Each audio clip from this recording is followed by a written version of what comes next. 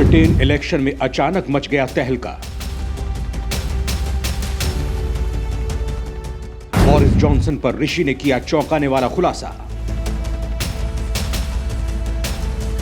सच्चाई जानकर भारतवंशी के लिए होने लगा महायज्ञ।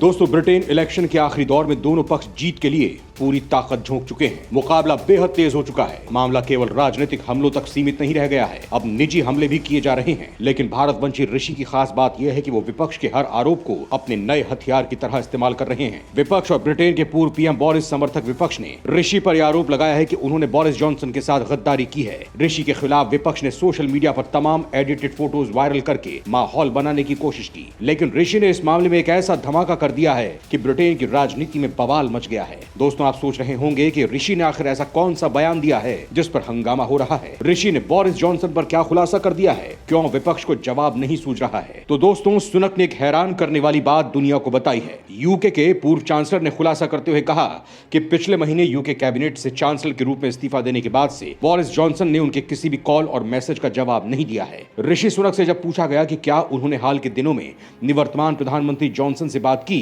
तो उन्होंने कहा कि नहीं, उन्होंने अभी तक कोई कॉल या मैसेज नहीं दिया है। ऋषि और जॉनसन के बीच तल्खी अब खुलकर सामने आ चुकी है। लिज ट्रस और ऋषि के बीच मुकाबला चरम पर है।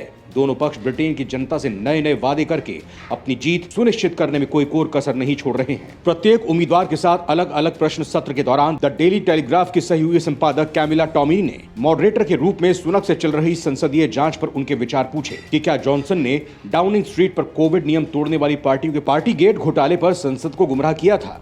42 वर्षीय पूर्व मंत्री सुनक ने सवालों का जवाब देते हुए कहा, यह एक संसदीय प्रक्रिया है, सरकारी प्रक्रिया नहीं है, और मैं सही निर्णय लेने के लिए समिति के सांसदों का पूरा सम्मान करता हूं। सुनक ने आगे कहा, मैं व्यक्तिगत तौर पर उच्च मानकों में बहुत मजबूती से विश्वास करता हूं। प्रधानमंत्री के रूप में मैं तुरंत जो एक काम करूंगा वो है मंत्री के हितों के लिए एक स्वतंत्र सलाहकार अपॉइंट करना, क्योंकि विश्वास, अखंडता और शालीनता राजनीति के केंद्र में है और मैं सामने से नेतृत्व करूंगा। उनसे सवाल किया गया कि क्या उन्होंने जॉनसन से बात की। इस पर सुनक ने कहा, मैंने मैसेज भेजा और कॉल किया, लेकिन उन्होंने मेरी कॉल वापस नहीं की। दोस्तों, भारतवंशी ऋषि के लिए लंदन के प्रवासी भारतीयों ने हवन करना शुरू कर दिया है। उनका कहना है कि उन्हें लगता है कि ऋषि में ब्रिटेन के प्रधानमंत्री बनने की काबिलियत है, वो देश को आगे ले जा सकते हैं। यह ऋषि के मजबूत समर्थन को दिखाता है। ब्रिटेन के प्रधानमंत्री पद के उम्मीदवार ऋषि सुनक ने जोर देकर कहा कि वो आर्थिक संकट से निपटने की योजना के झूठे वादे पर जीतने के बजाय हारना पसंद करेंगे। बीबीसी को दिए अपने इंटरव्यू में ऋषि सुनक ने कहा कि बोरिस जॉनसन की जगह लेने के लिए वो झूठ का सहारा लेना छोड़कर कंजर्वेटिव पार्टी नेतृत्व की दौड़ में हारना पसंद करेंगे।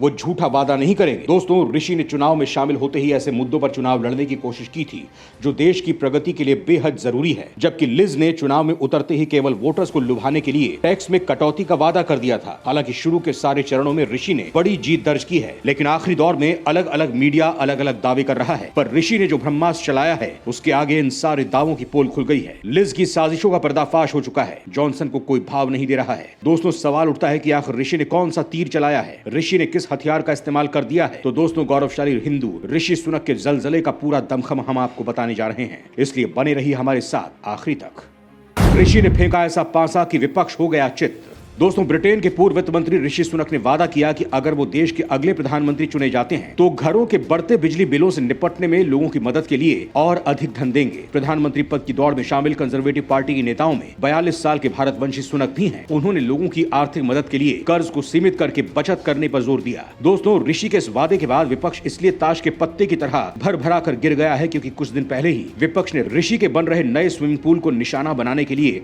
महंगे बिजली बिल का जिक्र किया था, जिसके जवाब में ऋषि के वादे ने विपक्ष की नींद उड़ा दी है। ऋषि की सबसे खास बात यह है कि इस पूरे चुनावी कैंपेन में विपक्ष ने जिन मुद्दों को ऋषि के खिलाफ इस्तेमाल करने की कोशिश की, ऋषि ने उन्हीं मुद्दों को पलटाकर विपक्ष के लिए चुनौती खड़ी कर दी है। यह ऋषि के जबरदस्त क्षमता और टैलेंट को प्रदर्शित करता है कि उन्होंने विपक्ष के आरोपों में ही अपने लिए मुद्दे ढूंढकर विपक्ष को बर्बाद कर दिया है। ऋषि की इस रणनीतिक कुशलता से बहुत कुछ सीखा जा सकता है। दोस्तों, उन्होंने आपदा से घबराकर मैदान नहीं छोड़ा, बल्कि आपदा को अवसर में बदलकर विपक्ष को चित्त कर दी। ब्रिटेन में बिजली के क्षेत्र में काम करने करने वाली संस्था कॉनवेल इनसाइट ने पूरा अनुमान व्यक्त किया है कि बिजली के बढ़ते बिल इस सर्दी में अनुमान से ज्यादा हो सकते हैं। सुनक ने कहा, मेरे दिमाग में कोई संदेह नहीं है कि और अधिक समर्थन की जरूरत होगी। प्रधानमंत्री पद की दौड़ में सुनक और विदेश मंत्री लिज ट्रस के प्रचार में बिजली बिल एक प्रमुख मुद्दा है, जिस पर ऋषि ने अपना ब्रह्मास्त्र सही निशाने पर चला दिया है। नस्लवाद के सहारे विजय का ताज पहनने की कोशिश करने वाली लिज को इससे बहुत जोर का झटका लगा है। लिज ने ऋषि के खिलाफ जो भी मुद्दे उठाए हैं वो बेहद हल्के और देश के लिए घातक सिद्ध होने वाले थे। इसीलिए देश के बौद्धिक वर्ग को इस समझ में आ गया है कि ऋषि ही देश को संभालने के लिए सबसे सही व्यक्ति होंगे। ऋषि का दमदार व्यक्तित्व सबको आकर्षित कर रहा है। सभी एज ग्रुप के लोग ऋषि की सरलता और लॉयल इमेज के दीवाने बन गए हैं। विपक्ष ने ऋषि की निजी जिंदगी को बार बार निशाना बनाया है, यहाँ तक कि उनका जूता भी बड़ा चुनावी मुद्दा बन गया है। इसके पीछे खास वजह यह है कि ऋषि ब्रिटेन के सबसे अमीर सांसद हैं। उनकी पत्नी 42 वर्षीय अक्षता मूर्ति के पास लगभग $1 अरब यानी 7,600 करोड़ रुपए मूल्य के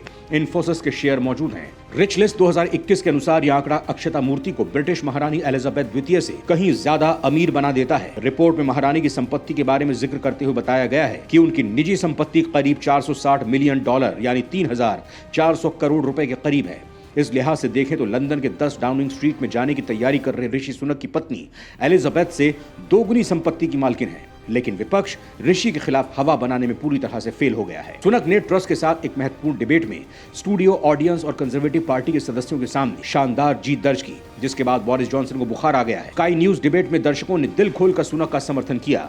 इसी बीच उन पर अरिस्टोक्रेट होने का भी गंभीर आरोप लगा। उनका एक वीडियो वायरल किया जा रहा है जिसमें कथित तौर पर ऋषि सुनक कह रहे हैं कि उन्होंने वंचित शहरी क्षेत्रों से पैसा लिया और इसे देश के अन्य हिस्सों में भेज दिया। कैंट के टूनब्रिज वेल्स कंजर्वेटिव पार्टी के सदस्यों से बातचीत का एक वीडियो सामने आया है। क्लिप में ऋषि सुनक ने कहा, मैं फंडिंग फॉर्मूले को बदलने की शुरुआत करने में कामयाब रहा। मैंने शुरू में देखा कि उस तरह के क्षेत्रों को फंडिंग मिले जो इसके हकदार हैं, क्योंकि हमें विरासत में लेबर पार्टी का एक फॉर्मूला मिला था जिसमें सारी फंडिंग को वंचित शहरों में ही भेज दिया जाता था। इसे पहले जैसे करने की जरूरत थी और मैंने इसे पहले की तरह करने का काम शुरू किया। विपक्ष ने ऋषि पर चीन के करीबी होने का आरोप लगाया, जिसके पलटवार में ऋषि ने विपक्ष के साथ चीन को भी धुआं कर दिया। दोस्तों, ऋषि सुनक ने चीन को सबसे बड़ा दीर्घकालिक खतरा बताया था। उन्होंने कहा कि वो सभी 30 कन्फ्यूशियस संस्थानों को बंद करके देश की सॉफ्ट पावर पर अंकुश लगाने की योजना का खुलासा करेंगे। ये संस्थान ब्रिटेन में चीनी भाषा के शिक्षण और संस्कृति को बढ़ावा देते हैं। उन्होंने विदेश सचिव और पश्चिमी नेताओं पर चीन की नापाक गतिविधियों और महत्वाकांक्षाओं के लिए आंख मूंद लेने का आरोप लगाया। इसी के साथ ऋषि ने यह भी कहा कि अगर वो जीतते हैं तो वो चीन के खिलाफ नेटो जैसे खतरनाक संगठन बनाएंगे। वहीं सुनक ने कहा, चीन हमारी तकनीक चोरी कर रहा है और हमारे विश्वविद्यालयों में घुसपैठ कर रहा है। वो ताइवान समेत अपने पड़ोसियों को धमकाने की कोशिश भी करता है। ऋषि के इस बयान के बाद विपक्ष के साथ चीन की भी जान सूख गई थी। तो दोस्तों, जिस दमखम से ऋषि विपक्ष को रौंदते जा रहे हैं, इससे ऋषि का कॉन्फिडेंस लेवल बहुत ज्यादा मजबूत दिखता है। हालांकि आखिरी फैसला आना तो अभी बाकी है। दोस्तों, आप इस बारे में क्या सोचते हैं? अपनी राय जरूर रखें।